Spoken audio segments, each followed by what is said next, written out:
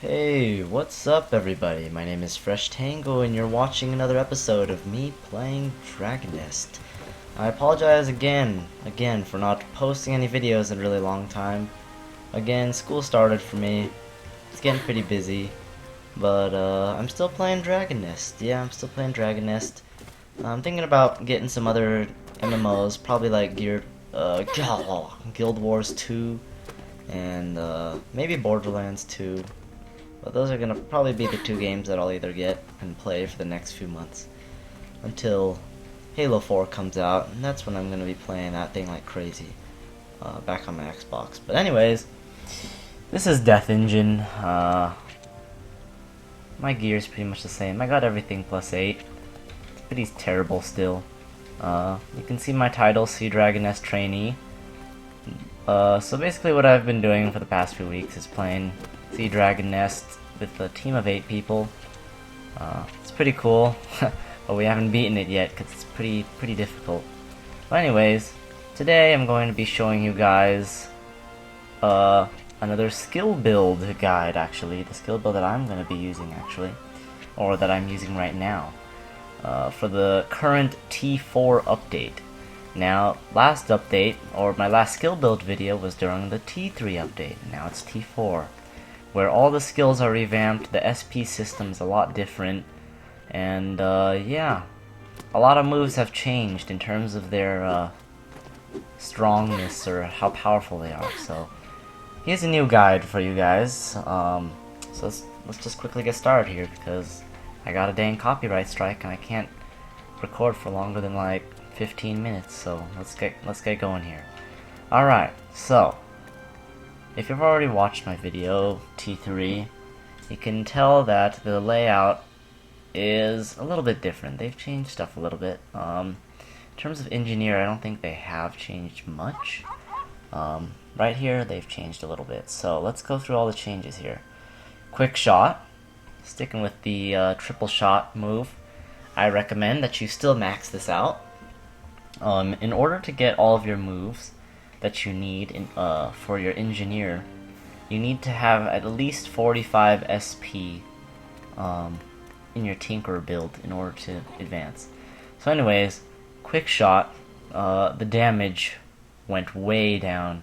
60% plus 124 at rank 11. Yeah, that's pretty terrible.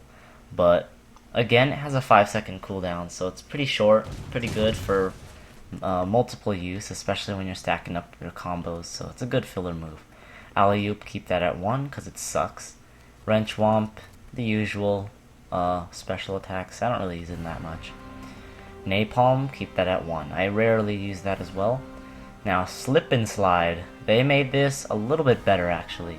It's got an 18.5 second cooldown, and it's really good for PvE and PvP. PvP, it's used to knock down people with a 21% chance of having them get slipped on it.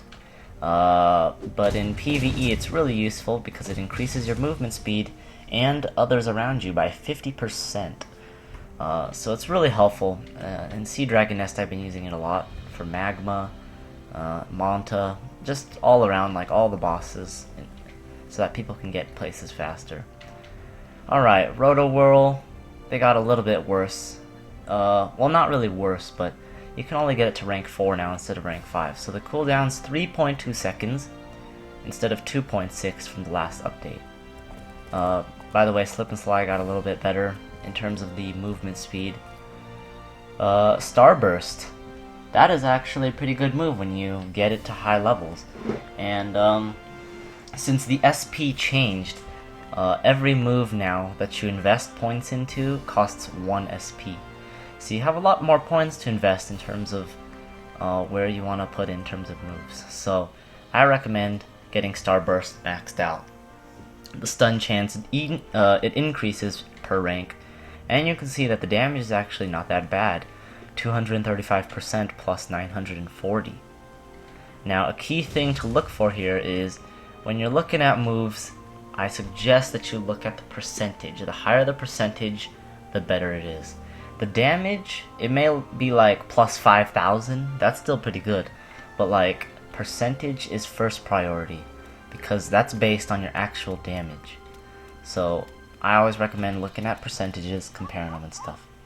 Alright, Alfredo drop. This got better. You can now get it to rank 3, which is 600% of your max HP. So I recommend stacking this up. And you ask probably, why does my Alfredo need that much health? I'll show you later.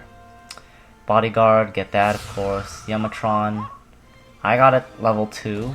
You can only get to level 1, but I have a technique ring for Yamatron and Alfredo tank. And I'll explain why I have that later.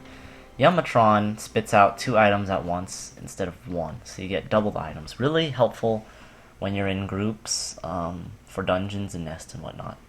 Aerial evasion got a little bit worse. Again, just like Roto World, you can only get the previous level. Health bolster got a little bit better. Always get those maxed out. So it's now 9% instead of 5% increase. So that's pretty much it for the Tinker build. Bubble Trouble, if you want to go PvP, I suggest you get Bubble Trouble. It's pretty good for helping allies get shielded and stuff, but PvE doesn't do too much damage, and it does magic, not physical. So if you're an engineer, then it won't do that much at all. And then these things, yeah. Oh, Rise and Shine. Get this move as well, because if your guy is stunned and he's just pretty much on the ground, you can quickly push the regular attack button to jump right up. It's really helpful if you're in situations where you really need to dodge a move quickly. Alright, now on to the engineer build. No way. During the update, they actually had an unlimited scroll where you could respec or reskill your guy infinite times, however you want. And through my testing in terms of damage, I've determined that this is probably the best build in terms of if you want to get some good DPSage and whatnot. So let me start here. Alright, Super Ball. Best DPS move on your guy. Max that out as much as possible. I usually crit like 60k, well, maybe like, I don't know, like 40 to 60k, I don't know, with Super Ball each time. And the damage per bounce is 9%, so if there's only one enemy on the field, then it'll do so much damage, like an increase of like 72%, so it's pretty good. Make It Rain, mediocre damage, but it's still pretty good. It's better than like all the other moves like Napalm and whatnot. So get that to rank 2. You don't really need it that high. Chemical Warfare, decent damage, but mainly you use this for the debuff for the elemental resist and critical resist. If you've seen my video, the Ultimate Chemical Warfare, check that out if you want to see how I can crit 400,000 with that thing. Rocket Crash, very good for dodging moves. Basically launches you forward or backwards, so it's just like an extra dodge. Quackum Crash, just get that to 1. All of these, Quack Shot, Quack Patrol, get those to 1 as well, because they don't do too much damage. Cammy Quackum, get it to 3, because it has some pretty good damage. However, they really nerfed it because the damage now does not get... The damage of the enemy does not get decreased by 40%, it's now 9%. So, it's pretty terrible now, but the damage is still good. Moving on, we have Alfredo Smash. Get that to 1, because he doesn't really aggro anything at all. And if you're in groups, just rely on the tank. Alfredo's not going to do anything except tank stuff. Gravity Grenade, get that. It's really good for sucking in enemies and really comboing it up in PvP and PvE. Gatling Quacker, now this is rank 1.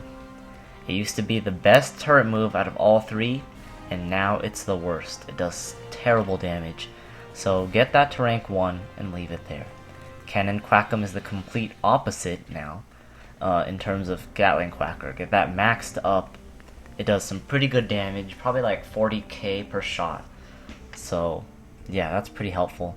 And then Frost Quacker stays the same. The damage went down a little bit, but it decreases the ice resistance of enemies by like 30% and their movement speed. So gain an extra debuff. And then Piping Hot Alfredo, get that to rank 1. It's already pretty good of a buff. You don't need it any more than that for Alfredo. and then Alfredo tank.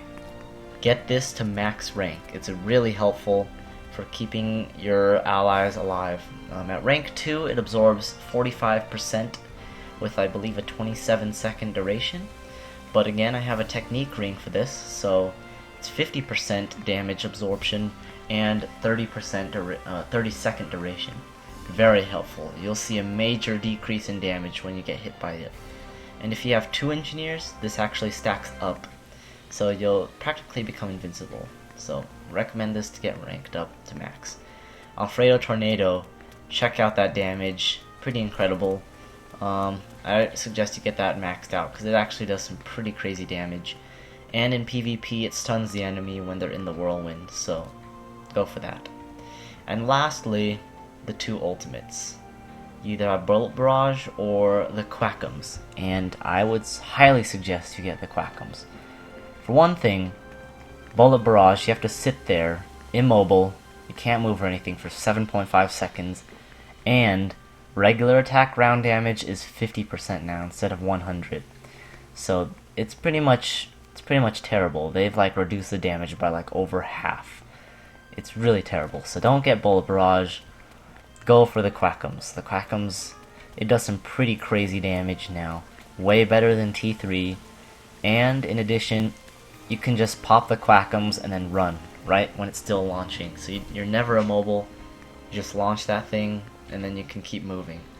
So yeah, it's very, very good now. Flyby, flashbang, just don't even bother with those. They're terrible. But alright. I suppose that's the whole thing. I think I talked pretty quick through that.